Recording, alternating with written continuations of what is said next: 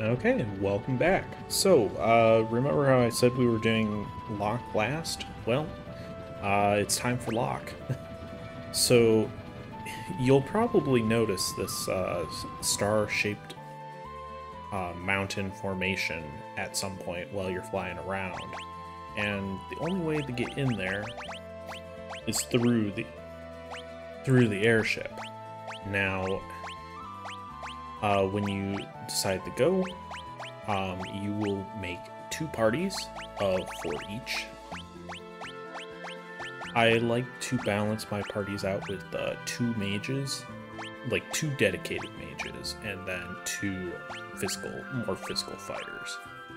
Now, I'm highly debating what I want to do for this party, and I'm not going to take Mog. I'm going to go ahead and stick with Setzer for one of the party members. So I think we've had an instance like this throughout at some point else in the game. Yeah, we definitely have. But you can switch between your parties with the L. So if you notice that treasure chest over there, that's actually a trap. Don't go for that. It's not a trap that'll hurt you, but you'll have to wait to get the treasure chest. And you look like a dunce for falling for it. Hey, Chocobo Stampede. Great, none of them are affected. Just my luck. There is a way to abuse it. I think with emulators you can abuse it so that you can get the best one, which is essentially an instant death on anything, and I think it even works on bosses. But it's so rare to get, like almost impossible, without using either a glitch or emulators to like pause it.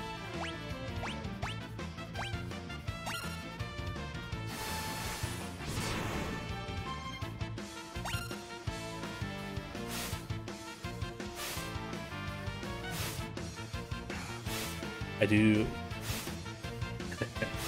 I must have the right items on on Sabin to get 8 attacks. Especially since we have 2 claws, I think specifically makes that way more potent.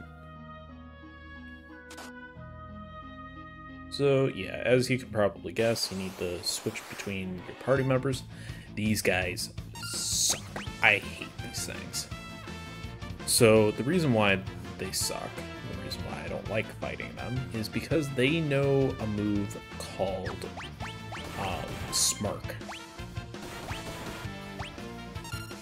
which essentially stops all of stops whatever party member it hits. So they can't do anything. I don't know if it's specifically like stop magic, or if it's just some special ability. So now Realm can't do anything, which is I do not like these things. Oftentimes, I will try and run, but usually what happens is one of them hits one of your party members, and then they're just stuck there. Empty. Interesting.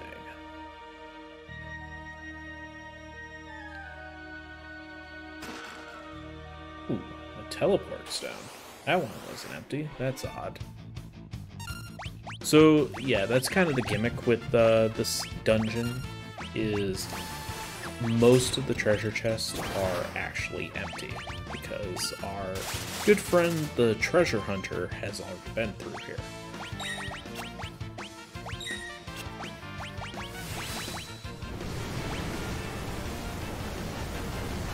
And has already looted all the, basically all the chests. Ugh. Yeah, these faces are really annoying. I can't. Another reason why I don't like them.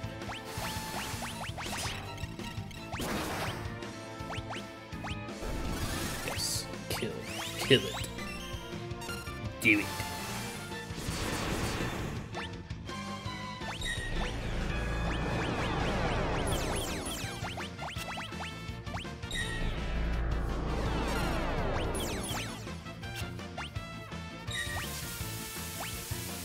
Ooh, nice. That's... Yeah, so much for Spencer getting his diamond diamond attack. I don't even know what the names are because I never actually get them that often. All right, can you please die for me? Thank you. This place gets very dangerous. I would not recommend coming here until you have everyone and you're very well leveled up. I mean, you can come here earlier. I mean, obviously, speedrunners probably don't even... Well, speedrunners don't even do any of this. Speedrunners could probably beat Kefka's dungeon. Or Kefka's Tower with just Celeste, Edgar, and Setzer. So if you try to access that one chest that I told you not to, you will actually fall through the floor and land on those spikes. As far as I'm aware, they don't hurt you, but it's embarrassing, so...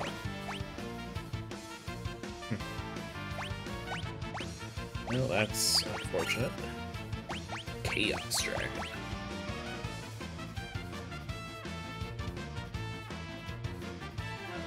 So that is what the air anchor does. Pretty good tool. A lot of Edgar's tools are actually really good.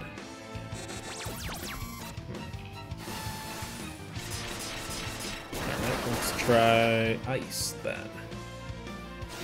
There we go. Move and you're done for. You moved.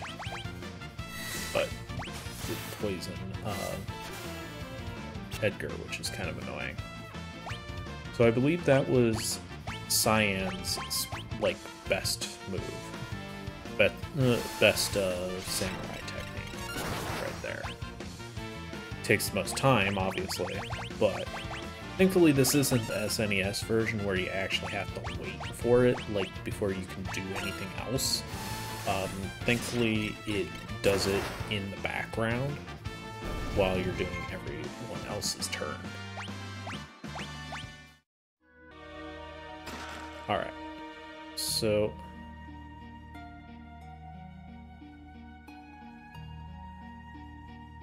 as you saw, we got that chest.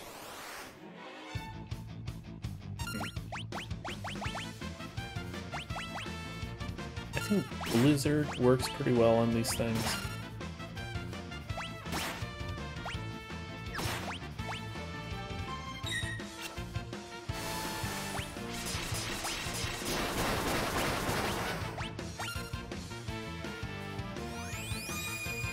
Bash.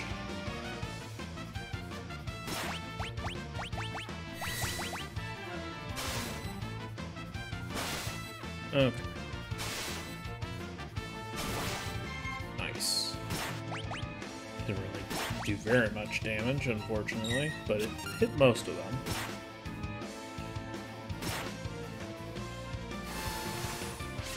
Hopefully our other team is... well, no, our other team is not very much better. Oh, Cyan learned Blizzara. And yeah, I give everyone some magicite, anyone who can, obviously use magic. Just because it's helpful, I guess. If you interact with this thing, you can actually leave the dungeon. We're not going to do that because why would we do that right now? But if you're hurting, then yeah, definitely use it if you feel like you need it.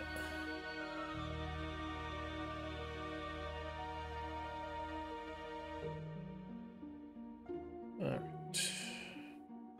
Stop and think for a second, because you're not going to get attacked while you're just sitting there. So definitely use that to your advantage, look around, see if there's anything that needs to be done. So there actually used to be a glitch in the SNES version, and I think maybe the advanced version, where if you were sitting on a save point with one party, you could use a tent with the other party. I want to say that's how that glitch worked, or exploit, I suppose. Bug, maybe. Yeah, probably more of a bug than a glitch.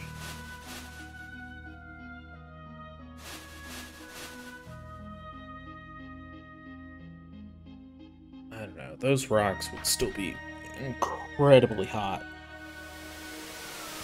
And they are like right above boiling hot lava, so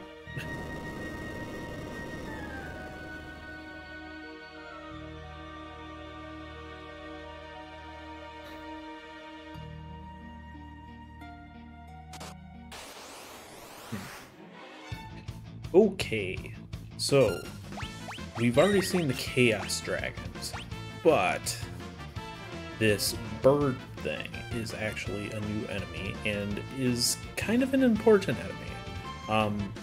So if you remember me saying, I think not the last part, but one of the previous parts, there is an item that can absolutely break any semblance of challenge this game had or has. And you can get that item by stealing it from one of these birds. Now, that being said, these birds are incredibly annoying to find because they're only in this dungeon. And if you wager the correct item at the Colosseum. And even then, the chance for finding this item is very low by stealing. I don't think it can drop it. I think you have to steal it. There's one other enemy that I can think of that can drop it, but that enemy is incredibly dangerous, and it's still a very rare chance to drop. Now, I won't say what the name of the item is or like what it does until we get the item. Because yeah, it's absolutely broken.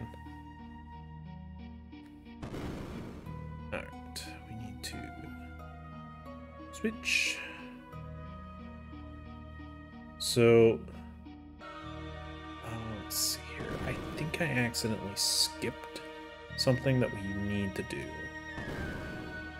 So we should actually be heading the other way, because I believe that way leads us to one of the 8 dragons. And unfortunately, I kind of forgot about that. Hey, a ribbon! It's like Locke did not get that. So we'll be coming back to it. This is not immediately obvious, but you can actually jump on those rocks.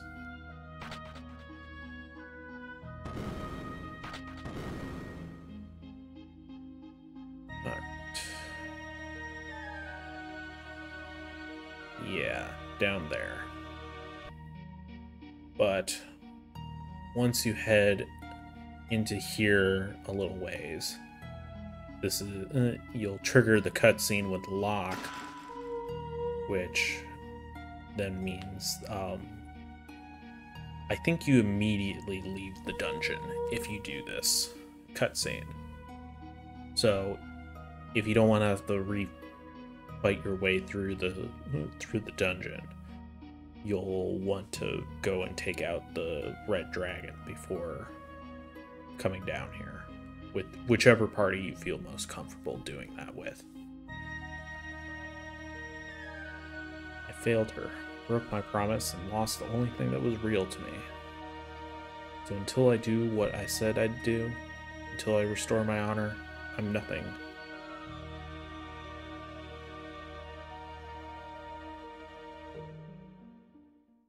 Yeah. Yeah, unfortunately, if you talk with Locke, he's going to move you or make you leave the dungeon.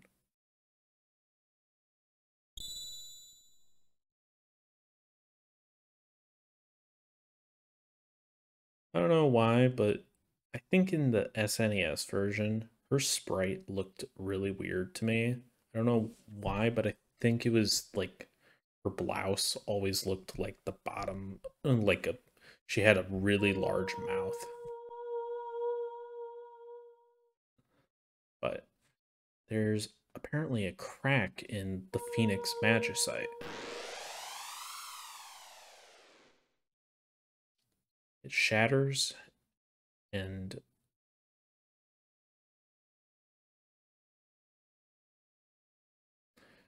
she wakes up. Ah, my body. Why do I smell so bad? No, I'm sorry, I'm pissing on the scene. Oh, how I wanted to see you, to talk to you. Phoenix used the last of its power to give me some time, but I must leave again soon. Before my time is gone, there's something I must tell you. Something I never had a chance to say. Locke, you made me so happy.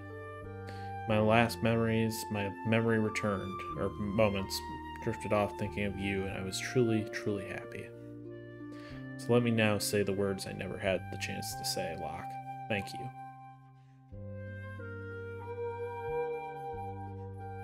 Rachel, I have to go. But thank you so much for all the happiness you've given me. Please cut free from the chains that bind your heart. Give your love to the one who has that place within your heart now. Love her as you loved me. Be reborn and give your power to Locke.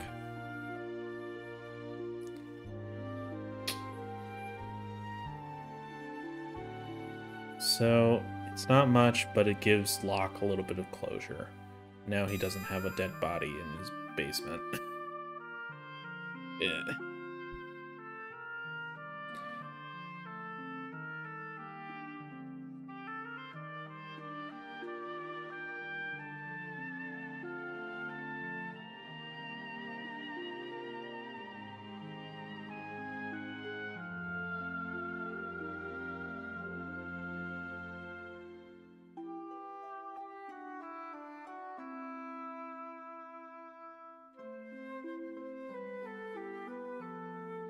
And now we receive the Phoenix Magicite for good this time.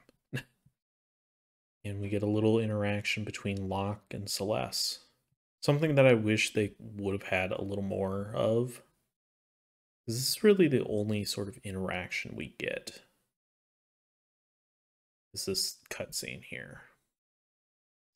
I mean, Celeste's entire reason to live hinged on the fact that she found Locke's bandana on that bird.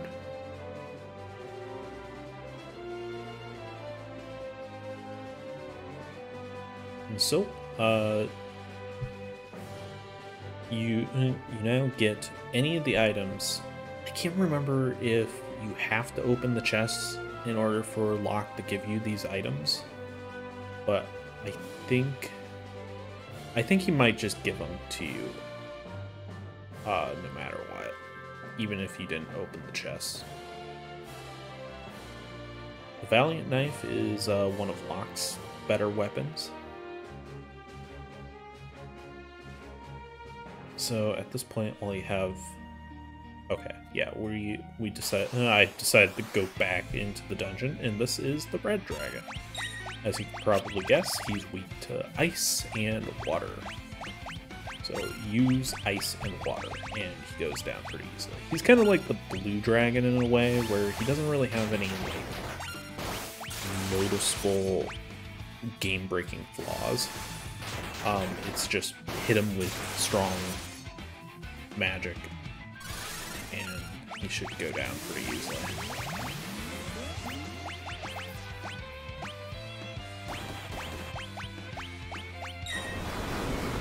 I mean, he's still very powerful, although we do have some amazing defensive buffs against magic. Elemental magic in particular. And yeah, I mean, at this point, you can just use your strongest type, your strongest magic. At this point, you could probably just teleport out of here after everything's said and done.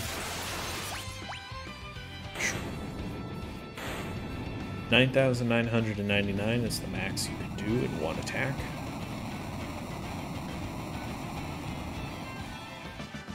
There we go. Celeste learns Graviga and Tornado. 3 dragons. 2 of the dragons you can only find in Kefka's Tower. So now that we have Locke, though, we can now enter these rooms that were previously locked in the in Narsh. So it doesn't seem like there's really much in this one.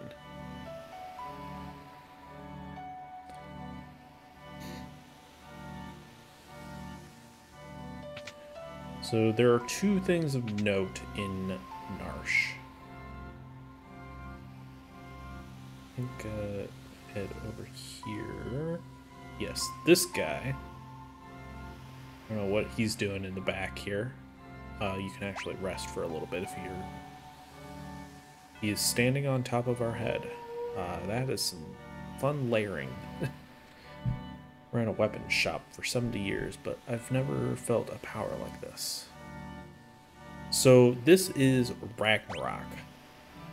You can do one of 2 things. You can either keep it as a magicite, and it's an incredibly good magicite, because it teaches you Ultima, which is the only way for any of your characters to learn Ultima outside of Terra learning it naturally at level 99. I think there might be a shield somewhere that can teach it to you as well, but the magicite is what I would recommend taking. The sword is good, don't get me wrong, but I don't know. I personally prefer magicite over a sword. And that guy gave us the Curse Shield, which, when equipped,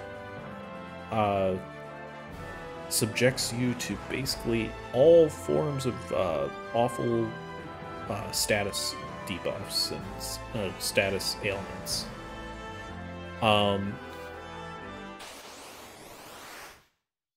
And you need to fight 256 battles, I want to say, roughly around there, to break the curse. So as you saw, the easiest way to find Death Gaze is to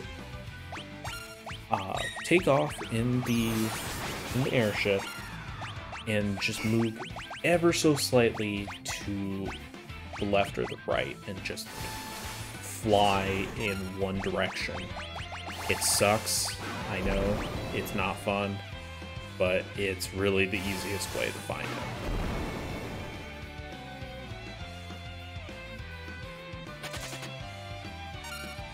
Make sure that all the party members that you have are not of level 5. So, since we had Strago with us for that fight, he actually learned level 5 Death and Arrow.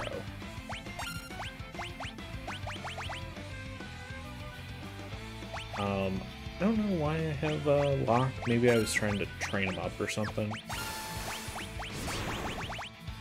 Because Locke's going to be kind of important for one of the next things we do. Probably the next episode, actually.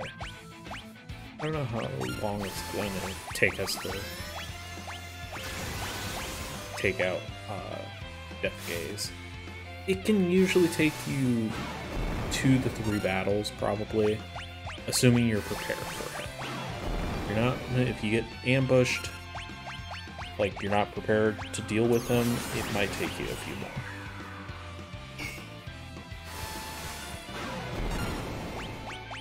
Wake up, Locke. Come on, champ.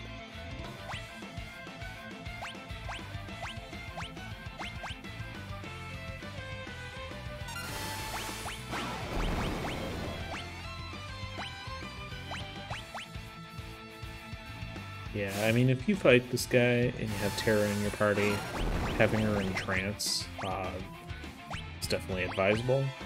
It really does help, like, get rid of this guy faster. Because, I mean, that's double damage, basically.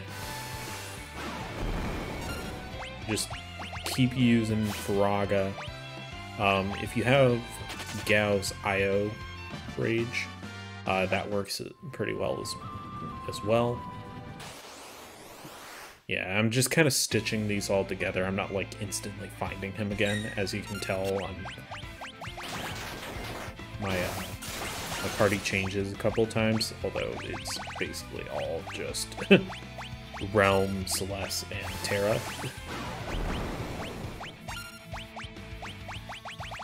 Because, I mean, I know, it might get a little boring having them be the only party members, but, like, come on. Magic is amazing in this game. And it's really the playstyle that I like going with. So, and there he goes.